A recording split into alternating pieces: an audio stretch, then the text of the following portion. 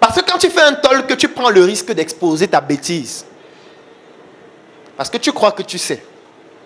Mais quand tu te places devant, tu parles, tu vois les gens rire tout le temps. Après, tu te dis, mais attends, c'est moi qui suis con.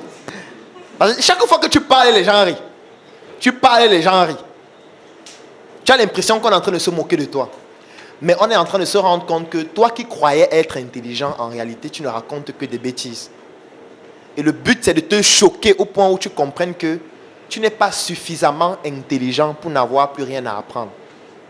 On a toujours besoin d'apprendre. Toujours. Qu'importe son niveau. C'est pour ça qu'il ne faut louper aucune occasion pour partager son ignorance.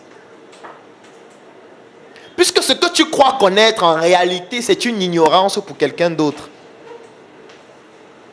Ce que tu crois connaître, en réalité, pour quelqu'un d'autre, c'est une profonde ignorance.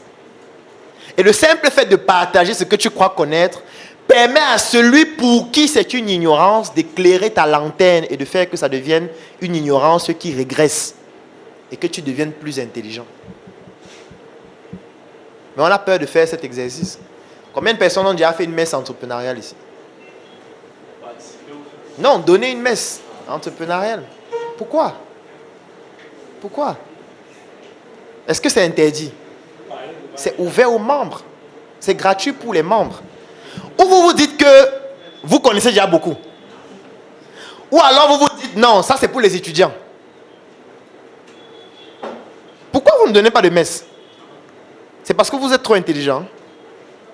Ou vous avez peur de prendre la parole en public. Ça veut dire que c'est une ignorance qu'il faut résoudre. Si c'est la peur de prendre la parole en public, ça veut dire qu'il y a une ignorance qu'il faut résoudre.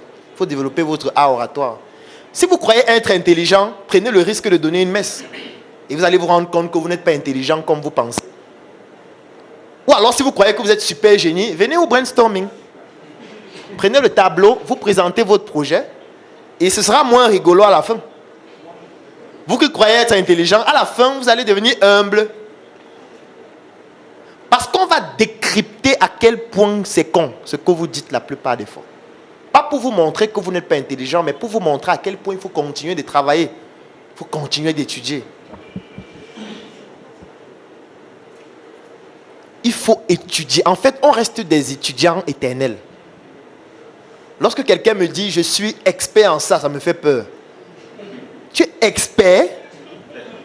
Moi, c'est un terme que je n'utilise pas jamais.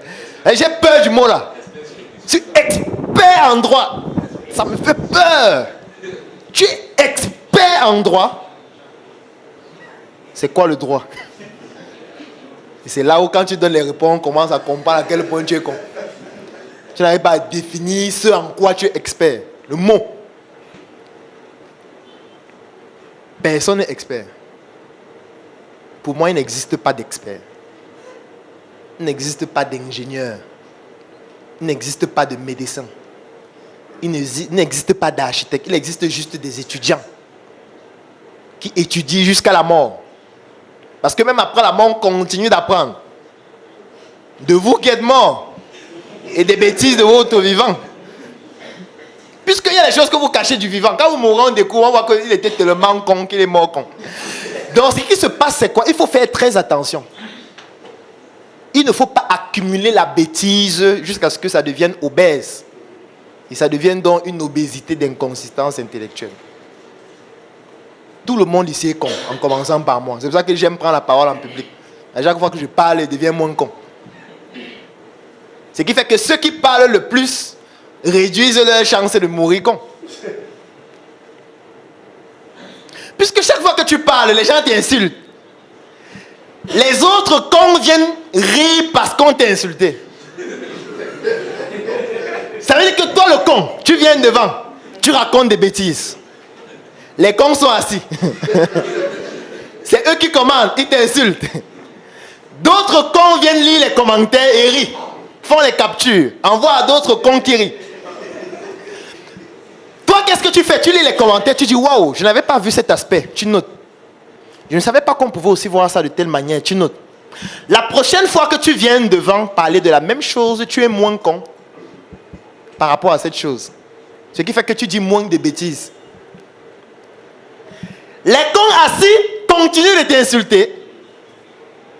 partages à d'autres cons, ça fait en sorte que ton ignorance est en train de régresser au fur et à mesure que tu prends des risques d'assumer que tu es con.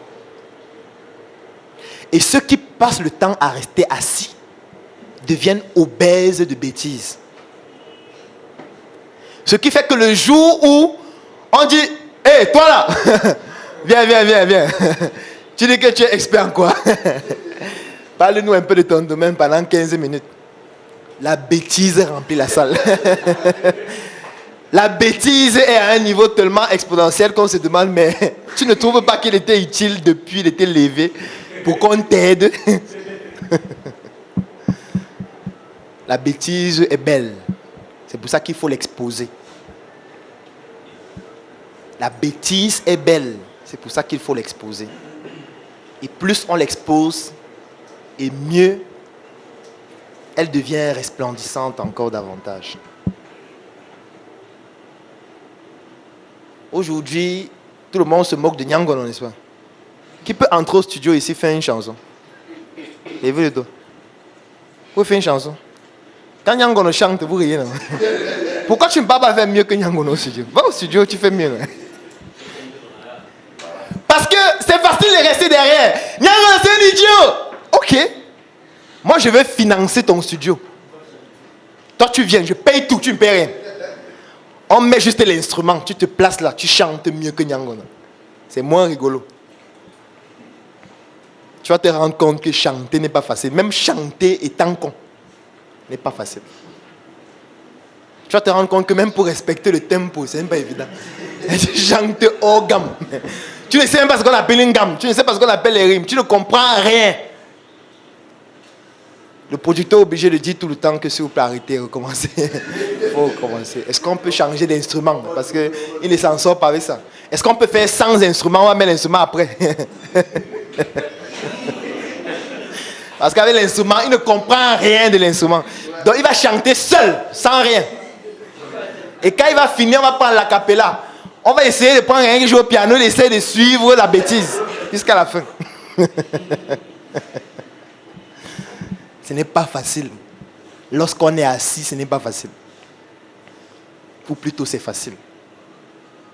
Startup Academy vous donne l'opportunité de ne plus rester assis. Parce que ce n'est pas n'importe où on va vous donner l'opportunité de vous placer devant et parler devant les gens. Hein. Vous connaissez beaucoup d'endroits comme ça où vous pouvez arriver en étant nouveau. Vous vous placez devant pour dire que vous allez expliquer quelque chose. Devant qui?